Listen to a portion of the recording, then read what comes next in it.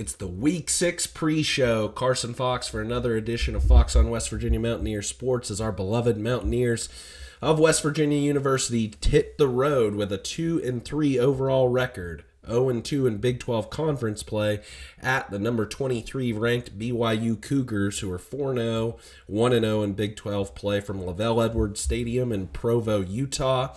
A 10:30 p.m. Eastern Time conference kickoff on a Friday night. Just more fuel to the fodder of why I hate being in the Big 12. On ESPN, if you're watching on TV like I am, if you care what happens in Vegas, ESPN bet for this one. BYU opened as a 20.5 point favorite. Now the odds have dropped down to 19.5 with an over-under set at 47.5. Just a 5% chance for the Mountaineers to win according to the ESPN matchup predictor. And yes, I still have this dreaded cold that is holding me back from giving you my full voice. So I'm going to try and power through this as best I can. If you tuned into my video yesterday in which I weighed in about the Nico Marchiol self-redshirting situation, thanks for tuning in, and I'll try and give you, I love this. This is one of the favorite things that I do in life, so these preview videos, so hopefully you take away some things from this.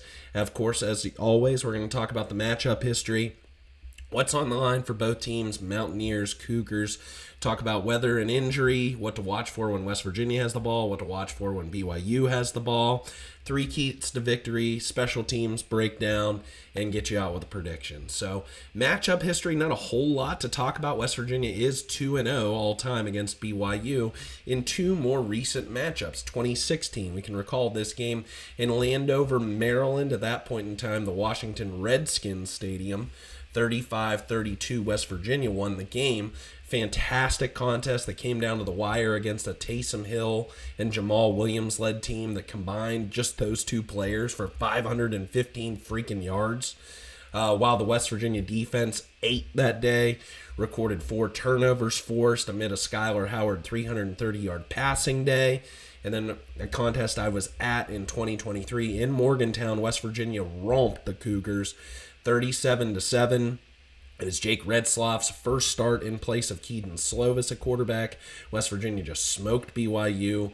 The offense rushed for 341 yards and 2 touchdowns. Garrett Green added 2 passing touchdowns on the day in what was like an easy, victory that set up for a really nice season of going to the end of the Duke's Mayo Bowl. Now, I kind of thought they would have a better performance the next week on the road at Oklahoma, given how West Virginia won the year prior, but that wasn't to be had even after that BYU win. So 2-0 against the Cougs. What's on the line for them to start this game?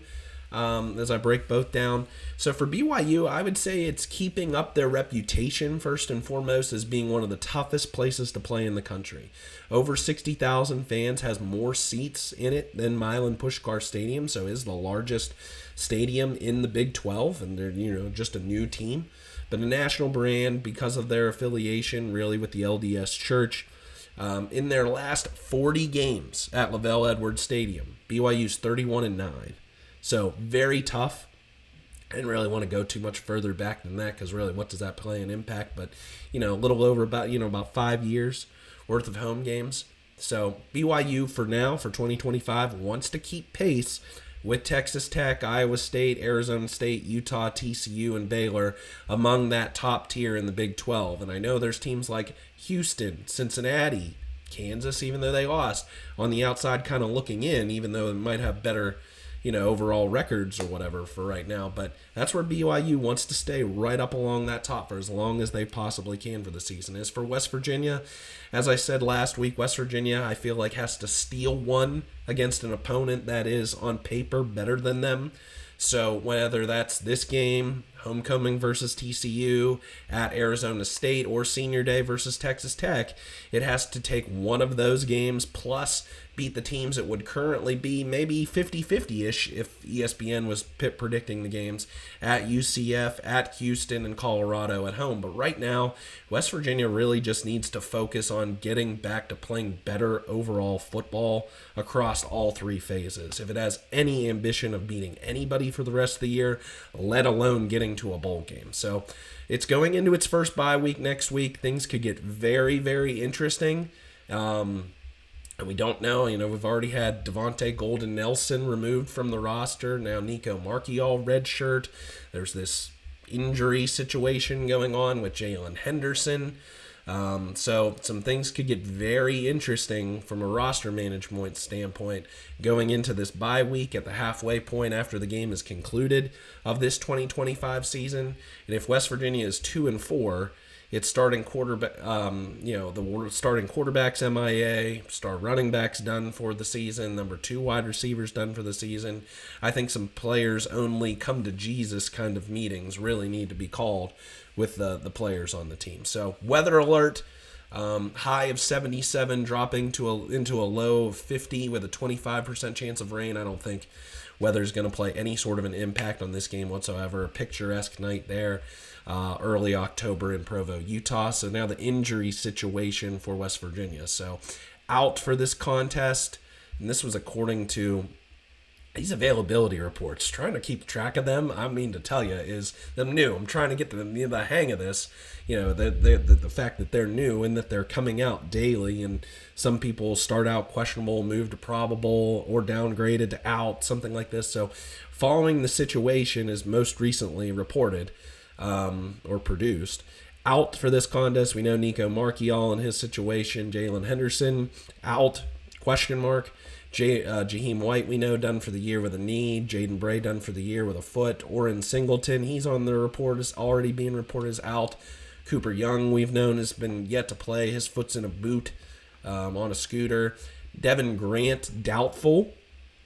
He was downgraded from doubtful to out. Went down in that game last week against Utah. He's been, a nice rotational piece on the defensive line, especially through the first couple of weeks, but haven't heard much from him lately, so I hope, he can bounce back after the bye. Julian Horton, true freshman, out.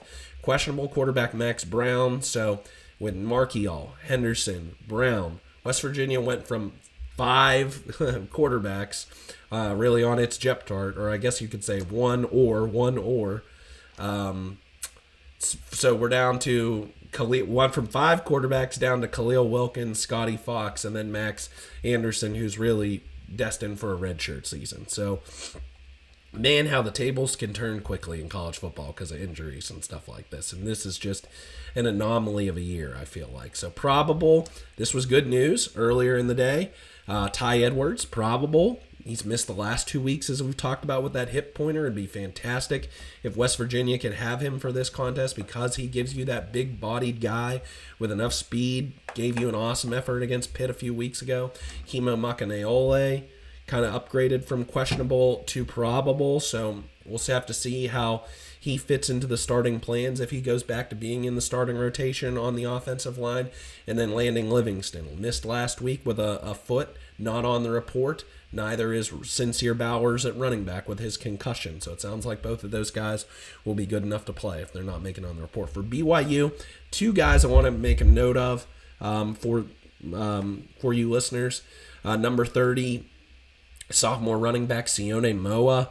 He's had 17 carries for 90 yards. That's a 5.3 yards per carry average and a touchdown. So he was kind of like the number 2 running back to LJ Martin. So no Moa in this contest. I'll talk about that and what to watch for with BYU in just a second. And then also 3rd or 4th string wide receiver JoJo Phillips, who hasn't done a whole lot this season. Probable Isaiah Glasker, so that's good news for BYU in that case because he makes up for a dynamic duo at linebacker for the Cougs. So let's get into it. What to watch for when BYU has the ball. Talking about the West Virginia D against the BYU offense. BYU's offense can score, baby. 39 points per game, 436 yards per game against the West Virginia defense, whose points per game allowed continues to trickle up over these last few weeks, giving up over 40 points in both contests. 27 points per game allowed, 364 yards per game allowed. What I'll say about BYU is very similar to Utah. BYU wants to beat opponents by being more physical than them and running the ball, and they're doing so just 62. They're doing so 62% of the time, compared to throwing the ball just 38% of the time. That's probably out of care and management of their true freshman quarterback Bear Bachmeier. So at 251 yards per game rushing as a team, by BYU is top 10 in the nation. And what I'm most impressed with watching some of the highlights of BYU's games going back this season, haven't played the toughest schedule. I will say this. I mean, Stanford, ugh. I mean, I can't speak because, West Virginia might be kind of in that same, bottom tier. But, I mean, is there a worse Power 4 program right now than Stanford? Ugh. So, I mean, crush Stanford, Cal Poly, or wait, maybe I'm thinking of Utah. Portland State that I saw. They did beat Colorado last week, but I think Colorado's kind of in the bottom tier of the Big 12.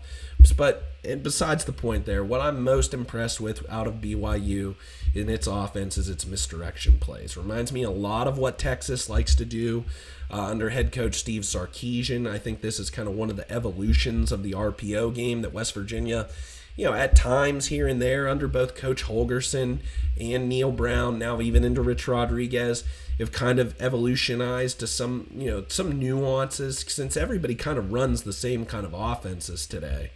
So it's the different accents, the different spins on the game that they use that can differentiate. I mean, I think one of the differences in college football that needs to be, or can be experimented with, is more like hook and lateral plays of something where that you're getting one a defense to flow to one side of the ball, and then through the use of laterals that you can pitch back to another player in free open space. That's just me. That's my crazy college football sense, but I think that's kind of an underutilized thing. I mean, we see that in kickoffs and how it's high risk, high reward. Obviously, you don't want to be having wide receivers just throwing the ball, completely to the side to offensive linemen and see how many yards that they can get. But unstructured football, which is really the evolution of what RPO has become, is improvisational plays. Johnny Manziel was an absolute mastermind at this.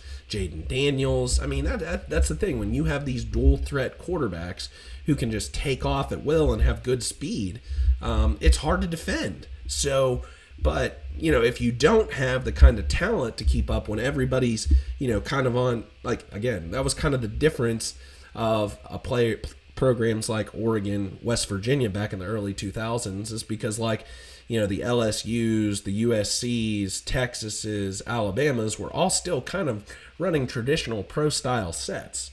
And now everybody runs the spread read option to some degree and some variance, more passing versus more running. So that's what I'm wondering is what's the next evolution off of that. And that's where I think we're going to have to get way creative and way wild, something nuclear like that. But to each his own. I'm just throwing out some food for thought there. So BYU is going to run a lot of misdirection plays, sweeps, reverses, double reverse, fakes up the middle. It's going to almost look like a wing T in some respects.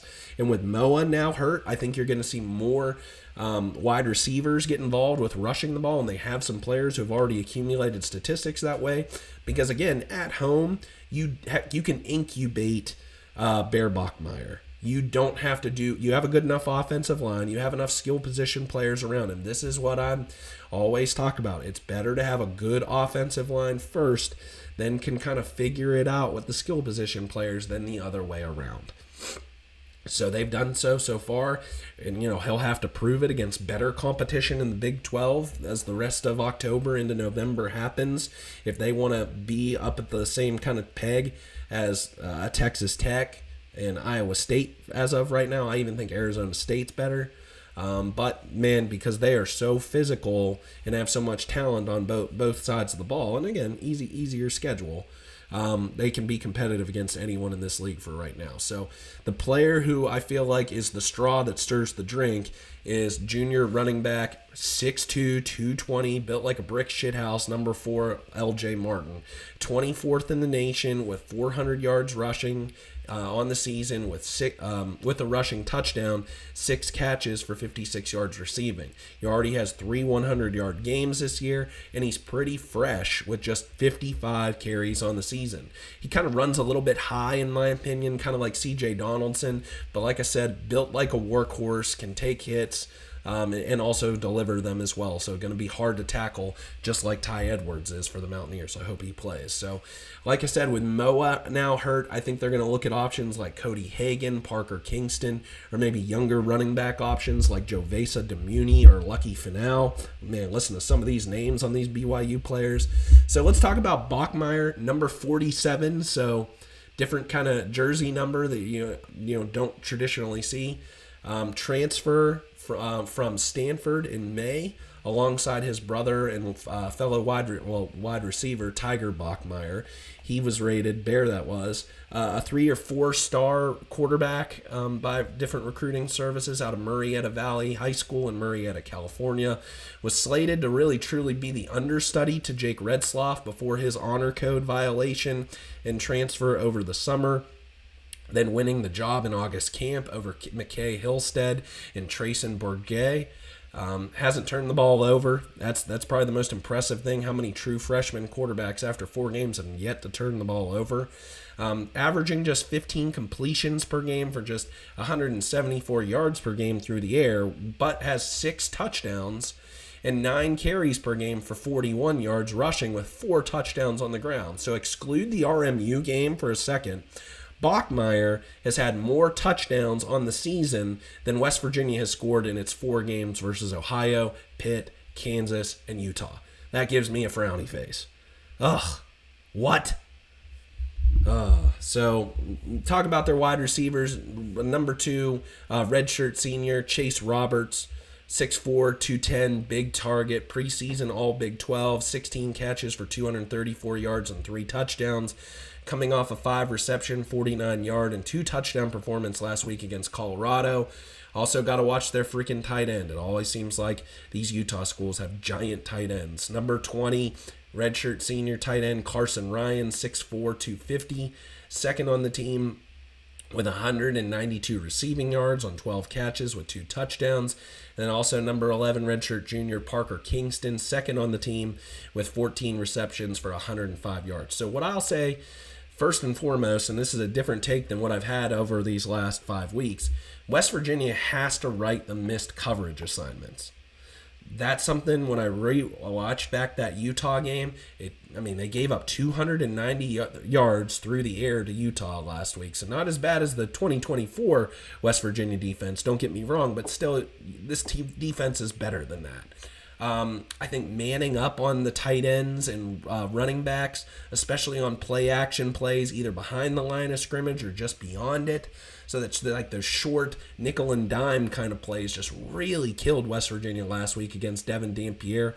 And that's exactly what Bachmeier is going to want to do for 4 quarters against West Virginia. I think whether West Virginia is playing man or if they're in zone, the pass-offs and zone coverage between the linebackers and the safeties, and from one safety to another, the communication has to be there. I just don't know if there wasn't that last week, and I don't know why that would be, unless it was just, again, these guys, frustrated because of the West Virginia offense, kind of getting emotional out there, and not making those kind of communication checks between the different players. But it just seemed like at times that the open targets were just kind of slipping through in the zone, and Utah had a good tack. Like I said, now that there's enough film out there through some games on West Virginia's defense, now Big 12 offenses are going to make adjustments to Zach Alley. Now, the best thing about Zach Alley's quality is he tries to, make changes from week to week depending upon the strengths and weaknesses of the opponent.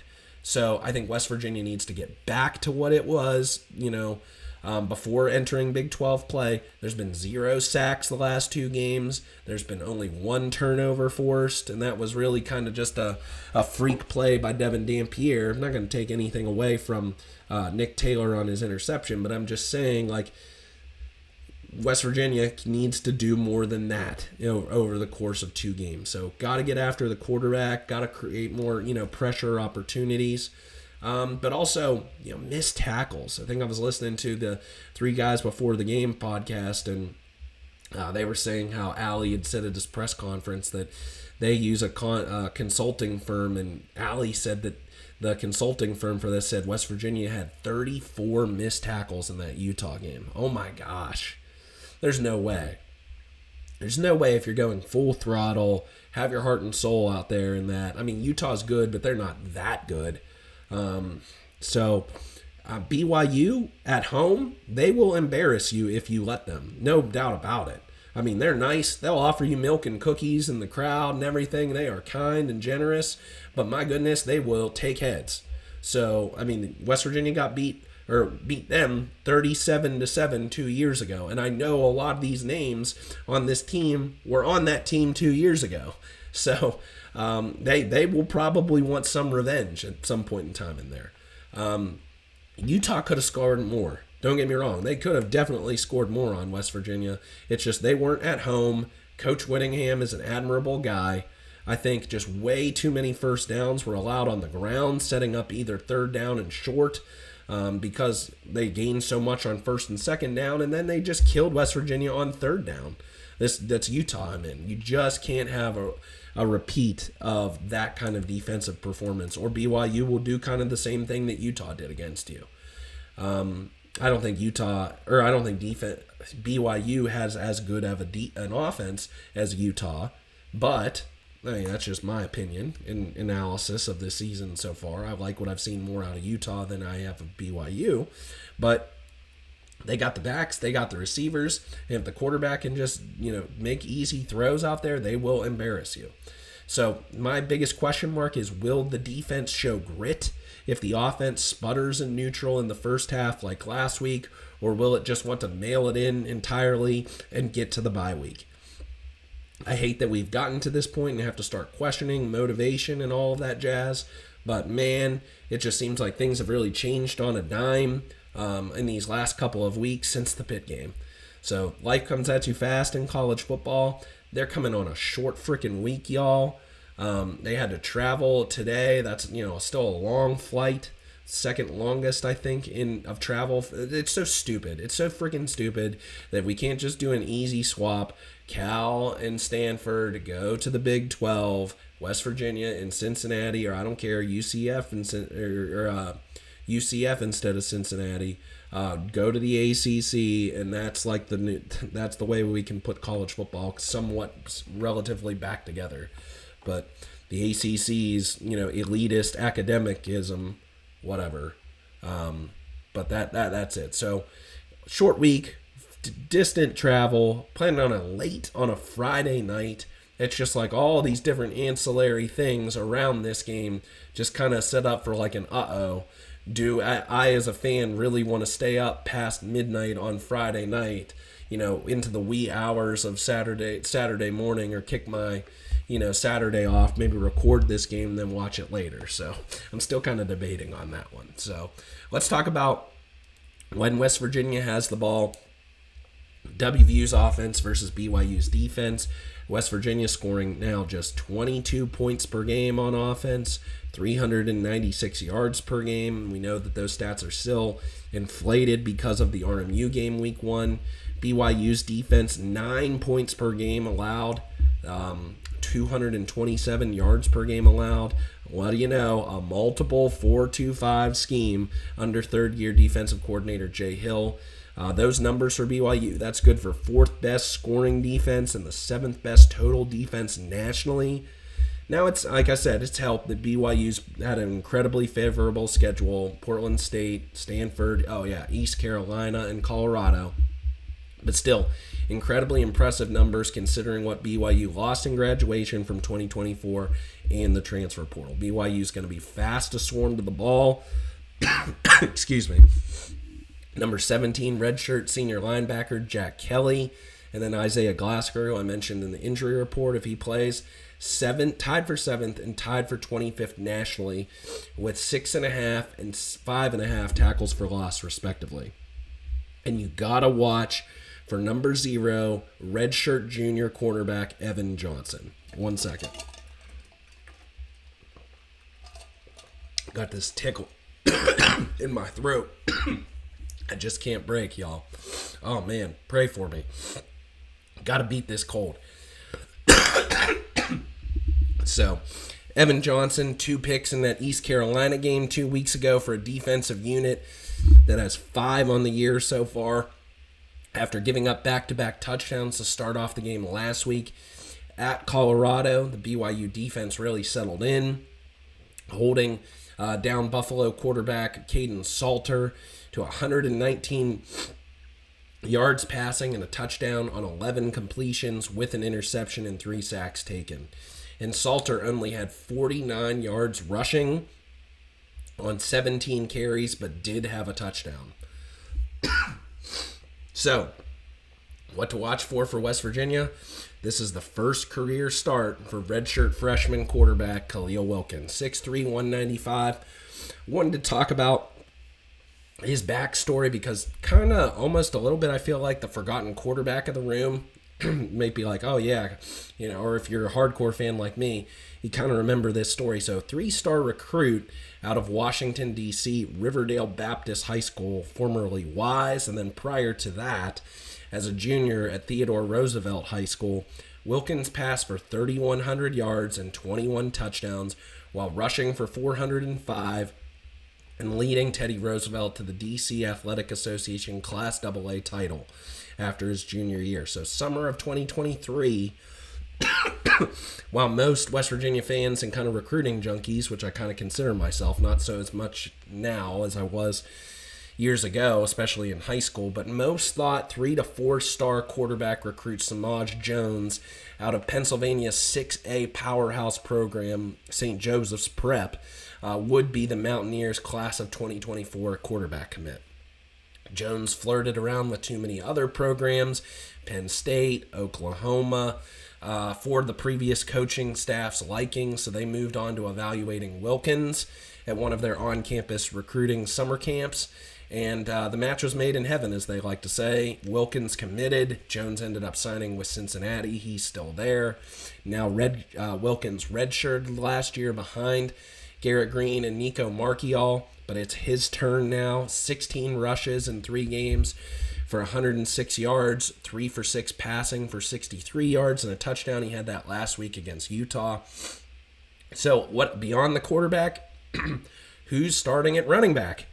Is it Ty Edwards or is it Dior Hubbard? Hubbard, as we know, against Pitt, it sounds like he's probable to play. So, hey, maybe he'll strap him up. 25 carries, 141 yards rushing, and 3 touchdowns.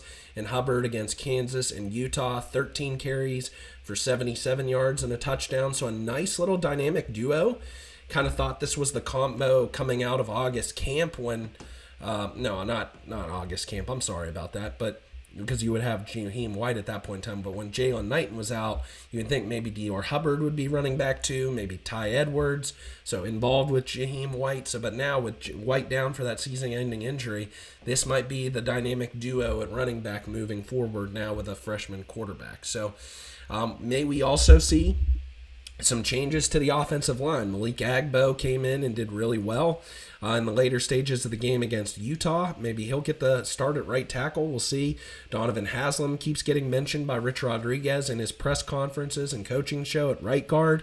Is Carson Lee, who came in relief of Landon Livingston, still going to be at senior, or will he play guard, head to the bench with Landon Livingston back, and move Kimo Makaneole back at right guard? I wonder what this, the primary 5 and the offensive line is going to be like through this game.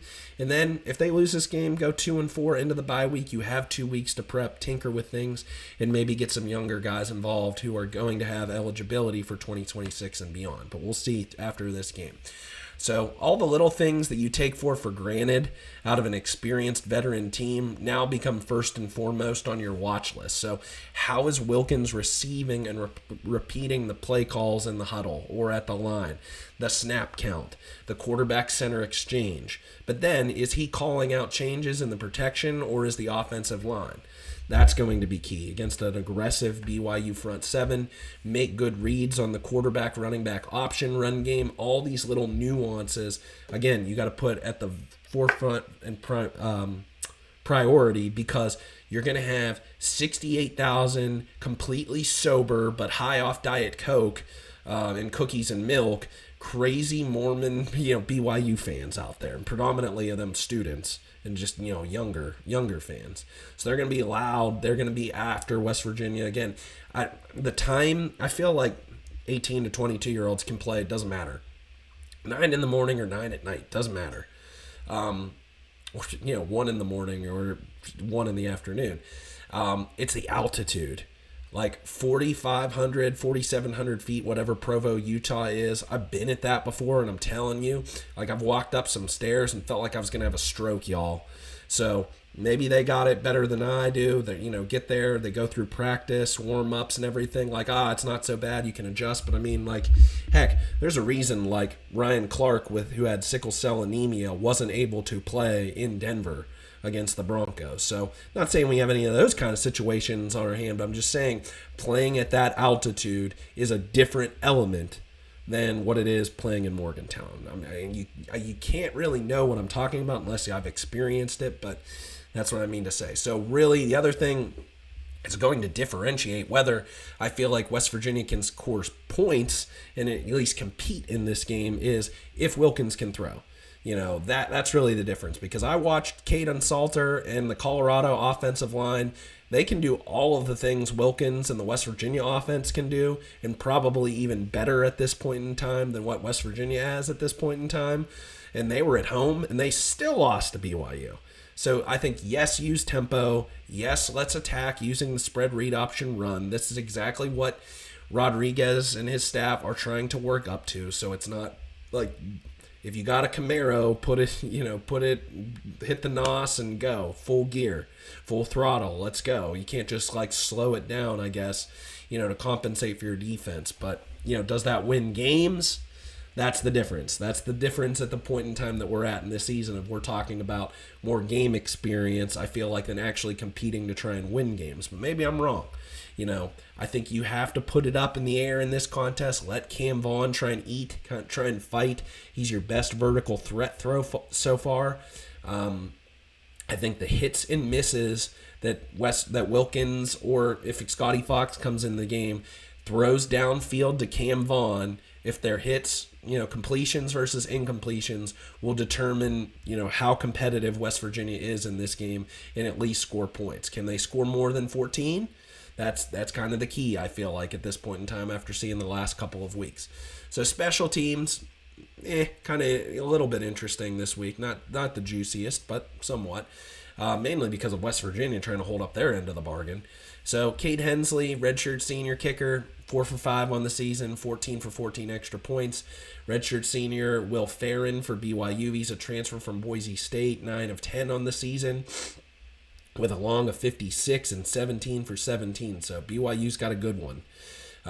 Punting, Ollie Straw for West Virginia, now 28 punts with a 42 yards per punt average, with 7 inside the 20, 6 of 50 plus with a long of 55. Last week against Utah, it was kind of a mess, good and bad. But 3 punts, shanked his first one for just 24 yards. His second one only went 36 yards in between the West Virginia and Utah 30s. And then he had a great one for 50 yards, putting Utah inside its own 10 late in the second quarter. So I hope he has more of the latter than the former this week against BYU. So we do have an Australian punting matchup, baby. I love it. Redshirt junior Sam Vanderhaar, 11 punts with 43 yards per punt average, 7 inside the 20, doesn't have one over 50 yards, but a long of 49. Kickoff returners, West Virginia, and it was mainly because Dylan Curtis could kick the ball through the uprights, from the tee last week for Utah. Kid has a leg, true freshman. He's going to be a horse kicking for 3 more seasons after this. West Virginia, 2 weeks in a row now, 0 yardage from its return unit on kickoffs. So, damn. But Preston Fox is back. He's not on the injury report, so he'll be doing the kickoff returning duties for BYU. It's sophomore Cody Hagan, who I've talked about, 4 returns, 27-yard average, and a long of 44. So he's got someone to mark. And then on punt returns, It's been three different guys for BYU: Parker Kingston, Tiger Bachmeyer, Carson Ryan. All of them are good. Kingston, 7 returns, 83 yards. That's 11.9 yard per return, long of 31. Bachmeyer, 4 returns for 54 yards, 13.5 yards per return average, long of 44. And Carson Ryan even has one tight end, freaking tight ends return to punt. 1 return for 14 yards. Meanwhile, Preston Fox, we know he hasn't had as much duty in recent weeks. 8 returns, 9.1 yards with that long of 28 against RMU. So 3 keys to victory. Get you out with a prediction, and I'm off. So I'm trying to rest my voice. 3 keys to victory. Number 1, first and foremost, and this is an intangible one, you got to be able to handle the pressure and the noise.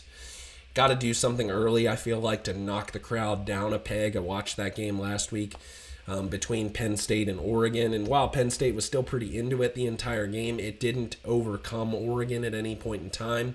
And the way to do that is just look competent. Look competent on offense. I know Oregon was much more than competent, but it was still a very even defensive game for much of the first half. So look competent on offense, no delay of game penalties, no false starts, having to use timeouts to avoid those penalties. And again, that quarterback-center exchange. We saw how Mountaineer Field just lit up when Eli Holstein fumbled the ball. Even Devin Dampierre fumbled the ball on his first snap last week. So it's like that first play. Watch that first play.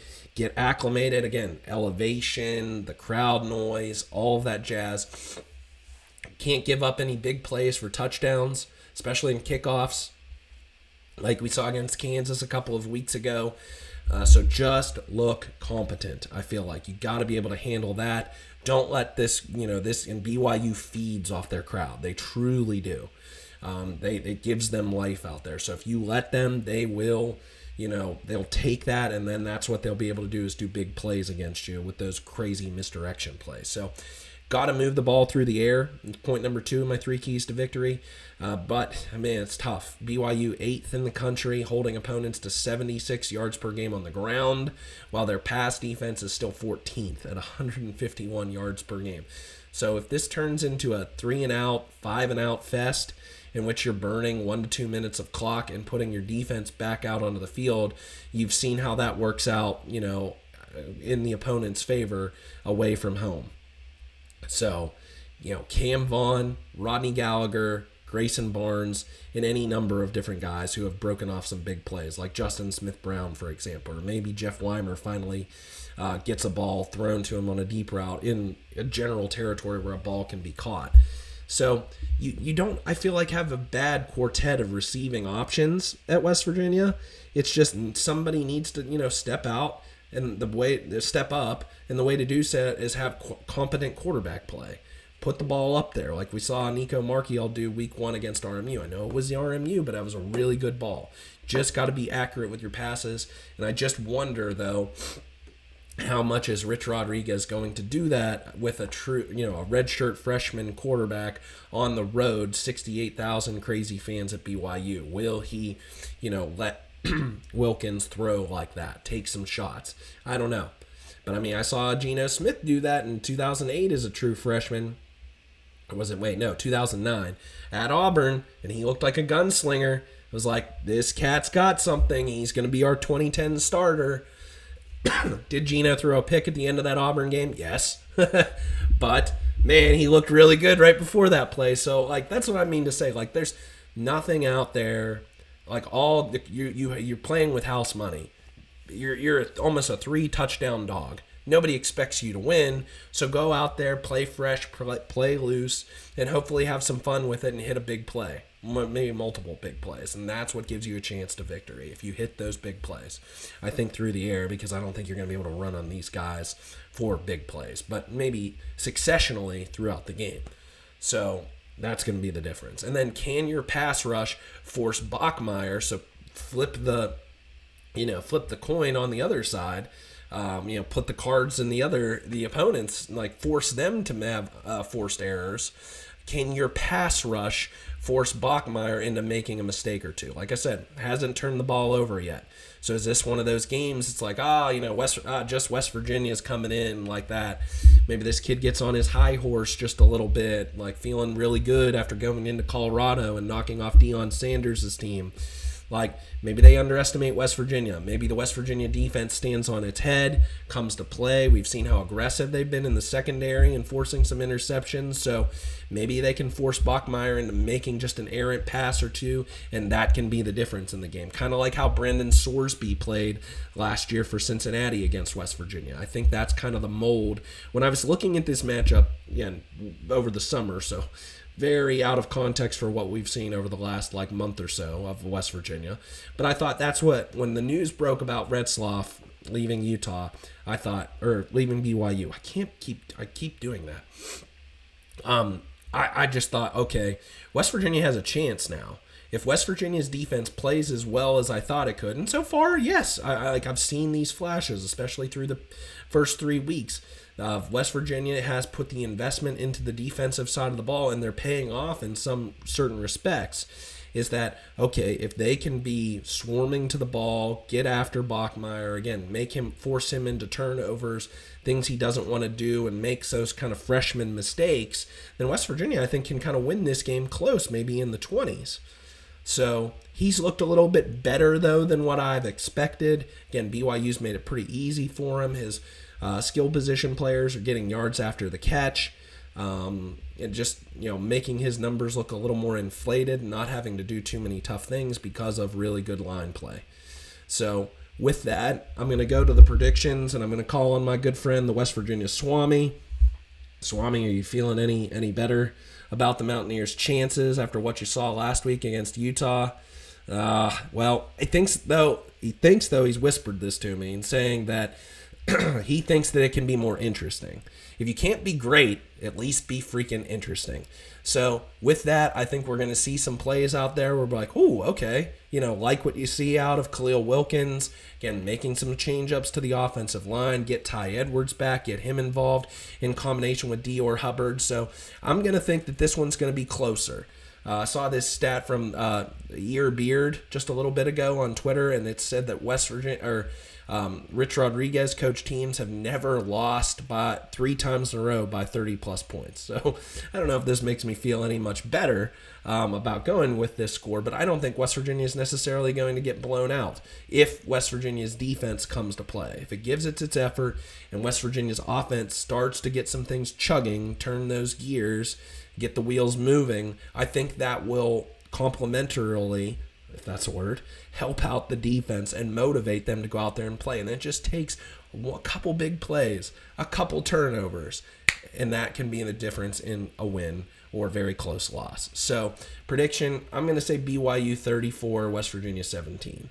So, again, makes it interesting, maybe closer than the scoreboard shows for much of this game, but then BYU, I don't think they'll cover. I think it'll be close, really close to where that mark is for covering, and they're at home, and it's going to be a tough crowd on a late Friday night, so I'm going to go with them. I'm now 3-2 on the season, picking RMU right, Ohio wrong, pick right, Kansas wrong, Utah right. So preseason, I said West Virginia would win this game 24-20. Like I said, felt a lot better about it before everything that's now happened with West Virginia's offense. So let me know how you feel.